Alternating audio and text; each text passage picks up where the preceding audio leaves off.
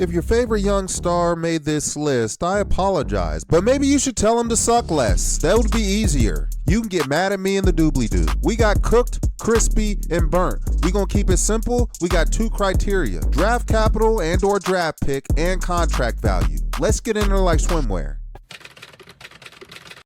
Okay, starting at number 1, we've got the Saquon Barkley. And before you get mad at me, let me explain. He's the 2nd overall pick by the Giants in 2018 and the reigning Offensive Player of the Year, and recently just signed a massive deal in Philly. Now, the fact of the matter is he ran for over 2,000 rushing yards and became the 9th member of the 2,000 rushing yard club, and also has a Super Bowl championship, which is probably a saving grace with this, but let's face it. I can give you the short list here of Terrell Davis, Chris Johnson, hell, even Derrick Henry ran for 2,000 yards and they fell off a cliff. Last year, he barely averaged 4.1 yards per carry. That's a $20 million player a year, averaging like a $6 million player a year. No 2,000-yard rusher has ever come close again the following year. That's just the history. And he's getting up there in age. And you know what they think about running backs at 30.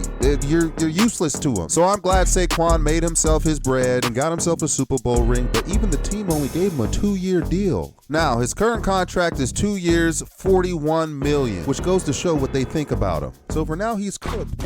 Not picking legs, don't get to moving and running Mass's ball as hard and fast as he can. He's going to get crispy to burnt real quick.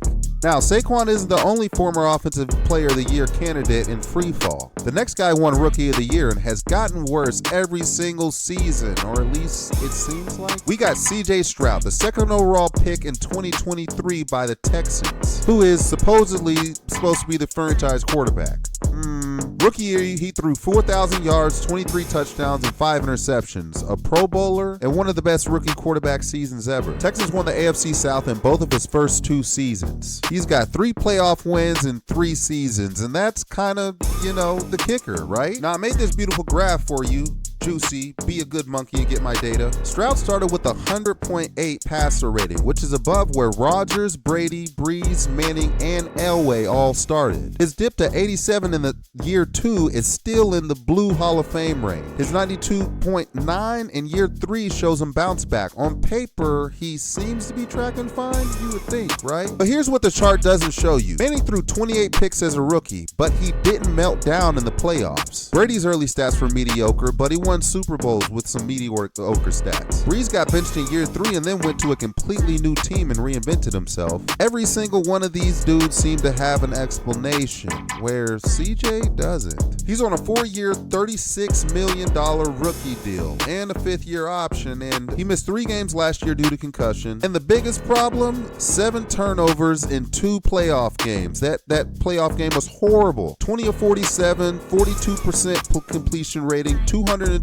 yards, 1 TD, and 4 interceptions in a divisional round loss to the Patriots. He had a 28 passer rating, guys. What? Here's my issue with this dude. He claims to have held up his end of the bargain, and if we look at those stats, he was busting nuts when it was time to nut up. Wetting the bed, proverbially, or shitting the bed is not holding up your end of the bargain, buddy. I wouldn't say that he's played bad, but the amount of money he's going to command, that's going to be a situation. He's definitely, but his arrogance and a little bit of attitude, he's making him crispy. The next guy on the list makes $51 million a year, and his offense is somehow worse. And I don't want to hear you whining, why is this Super Bowl winner on the list? Just shut up.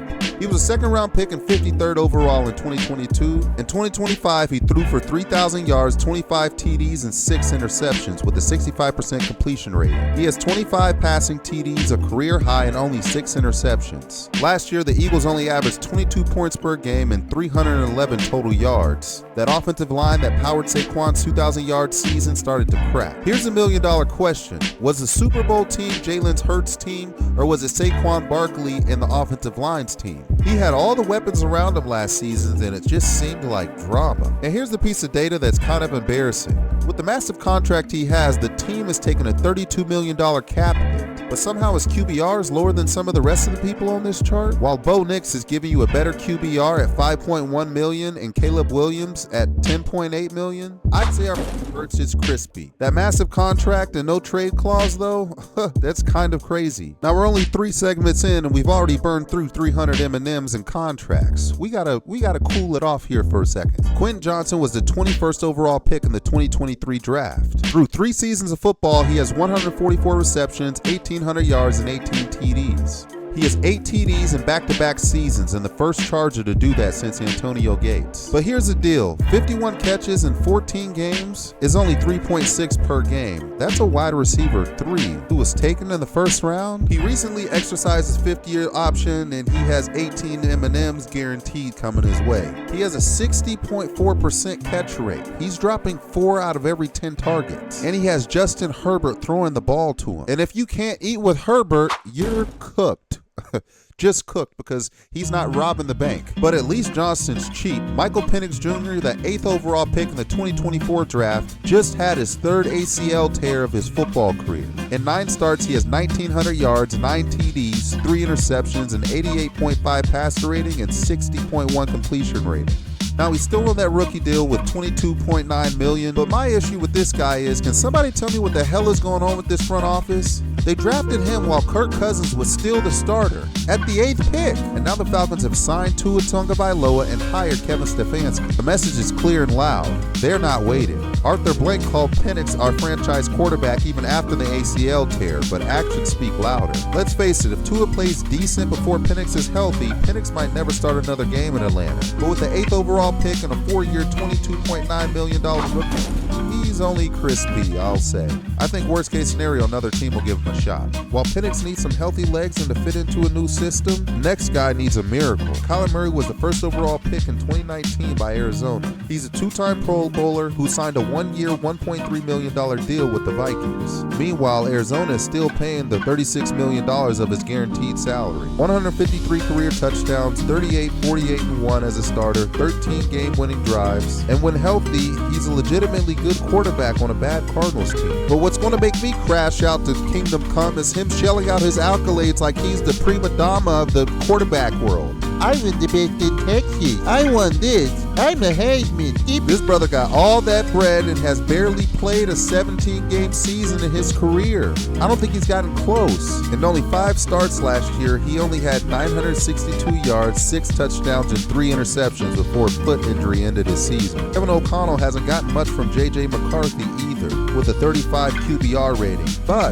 But this chart might be Kyler's saving grace. In 2021, with a 71.8 passer rating, Sam Darnold was written off. Everybody had given up on him. Now, if you look up to when he joined KOC, his passer rating jumped up to 102.5, earning himself a Pro Bowl selection, then to 99.1 and a Super Bowl ring. That's a fairy tale. Now, if we shift to Murray's, his looks similar as well, who peaked at 100.6 in 2021, then the ACL in a decline. Look at where Donald was when KOC got him, 71.8. And look at where Kyler is right now, 88.6. Kyler is actually higher than Darnold was when the turnaround started. The floor is better, and the athletic ceiling is. But being the 1st overall pick and having something like film study written into your contract, and then being released because the team wanted to get rid of you, I hate to say it, but this is burnt. I wish you the best, but your accolades don't mean shit in this game. It's all about what have you done for me lately. Now, Murray got paid by a team even after being released, but the next guy got paid by a team $112 million after they failed to get the guy they actually wanted. Trey Hendrickson is the 3rd round pick in 2017 by the Saints, a 4-time Pro Bowler that just signed with Baltimore. He had back-to-back seasons with 17.5 sacks and a first-team All-Pro in 2024. Then he played 7 games in 2025, had 4 sacks, and needed core muscle surgery. The Ravens signed him only 24 hours after the Max Crosby trade fell apart, on a 4-year, $112 million deal with $60 million guaranteed. If Hendrickson gets 10 sacks, it's twice that what Travis Jones did, their leading sacker last year. If Henderson misses 4+ games and Crosby plays all 17 for the Raiders, this will be one of the worst stories of the AFC North. Now, if you made it all the way this way, I did fully explain in another video in the doobly-doo about why you shouldn't be paying pass rushers this type of money. But that's a hell of a lot of money to give to a pass rusher if you ask me, and he's getting up there in age, and for that, I'm going to say he's burnt. Hendrickson left Cincinnati for a divisional rival, while A.J. Brown, he just left Philadelphia for a guy who drafted him in the first place. The second-round pick in 2019 by the Titans and three-time Pro Bowler managed 68 catches, 1,000 yards, and 7 TDs, and 4 consecutive 1,000-yard seasons. Now, what went down in Philadelphia towards the end there, we may never know, but there was clearly an issue going on, and A.J. Brown had a little bit of a too, calling the Eagles' offense a shit show. He had 0 receptions and a half, 7 times in 2025. But here's the kicker. The Patriots gave up a 2028 first-round draft pick and a 2027 fifth rounder. He's making $29 million guaranteed in 2026 alone on a 3-year, $96 million extension, allowing the Eagles to save some bread by trading him. But here's the question nobody's asking. Was the problem really Philly's offense, or was it a 29-year-old receiver declining? He's reunited with Mike Vrabel from Tennessee, so the chemistry issues are off the table. But my verdict, definitely crispy and could be borderline burnt. Now, Brown got traded because the Eagles gave up on him. The next guy, the Giants gave up on him. Then the Colts bet $88 million he'd prove everyone wrong. Daniel Jones, a 6th overall pick in 2019, is now on a record-breaking deal in Indianapolis. Through 10 games in 2025, led the Colts to an 8-2 start. The offense scored 57% of their possessions, the highest in the NFL. He had 13 appearances, 3,100 yards, 19 TDs, and 8 interceptions. Then my man's exploded his shit in Week 14. The Colts would miss the playoffs going 8-9 without him. They traded for 2 future firsts for Sauce Gardner at the deadline because of Jones playing well. Now those picks are gone and Jones might not be the same. And Rodgers never looked the same after his Achilles, and neither did Kirk Cousins. The entire Colts franchise is betting $88 million that Daniel Jones is the exception. That's a lot of bread and a lot of pressure, so I'm gonna have to say he's burned. Then there's Shemar Stewart, who was the 17th overall pick in the 2025 draft. He held out to get his contract right, and maybe the Bengals are trying to cook him, but to get 1 sack in 8 games, playing 53% of defensive snaps, yeah, he's cheap on a 4-year, $18 million deal and a $10 million signing bonus. But now with Trey Hendrickson gone, the heat is on and he's getting crispy. If he doesn't produce, he's going to be burned. Stewart held out and produced almost nothing. The next guy has been in the league for almost 3 years, got benched, and the entire world already wrote the obituary on his career. Bryce Young, the 1st overall pick in 2023, had a career high of 3,000 yards, 23 TDs, and a 63% completion rating. He managed 12 game-winning drives since entering the NFL, most of any QB in that span, and also managed to lead the Panthers to the NFC South title, the first in a decade. But when you look at this passer rating chart, it reads like an EKG because this man's career heartbeat is irregular at best. He went from 147 against the Rams in Week 13 to 46 against Tampa in Week 16, a 101-point swing. That's the difference between an MVP performance and a guy who shouldn't even be starting.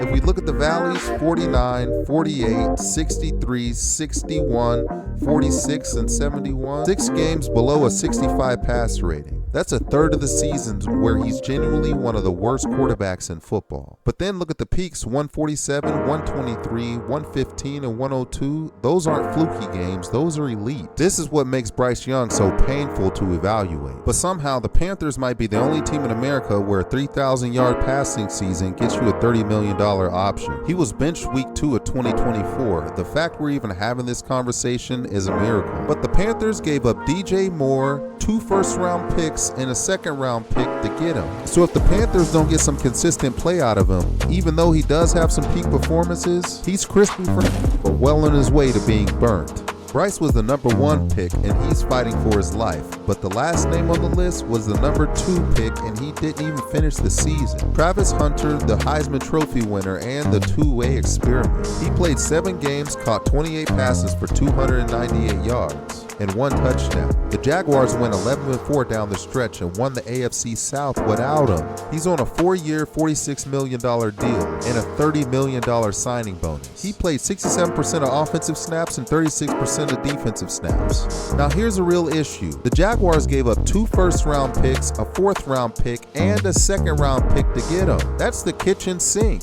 That's mortgaging the daggum farm. And here's a question the NFL doesn't want to ask. Can a human body do this? Can you play 70% of the snaps on both sides and survive a 17-game season? And I say hell no. And I predicted that he was going to be injured and wasn't going to complete the season in a video, if you want to check that out. He doesn't run the cleanest routes, and his natural ability is as a defensive back, in my opinion. And Deion Sanders lied to him by saying that he could play all those snaps because they took Deion off of offense toward the end. Now look, with all that being said, an LCL isn't the worst of injuries. It's still a kind of a major injury, but people have come back from that. It's not an Achilles. And for now, if the Jaguars don't figure out exactly what the game plan to do with him, now that he has been injured and we've seen that there is a wear and tear that's associated with playing that many damn snaps in the National Football League, like getting hurt in practice, he's either going to be the future of football or the most expensive science experiment the NFL has ever run. Which is why I'm going to say he's crispy, because he's still a great capable of making an impact down the stretch. But everybody needs to get this notion that he's going to be some Superman juggernaut playing both ends of the football all the time. But this can go from crispy to burnt real quick. But that's just all I got, guys. You already know what the deal is. Run on your toes, keep your mouth closed, lock your doors, and hide your hoes. And most importantly, you live to fight another day. I'm going to get out of here.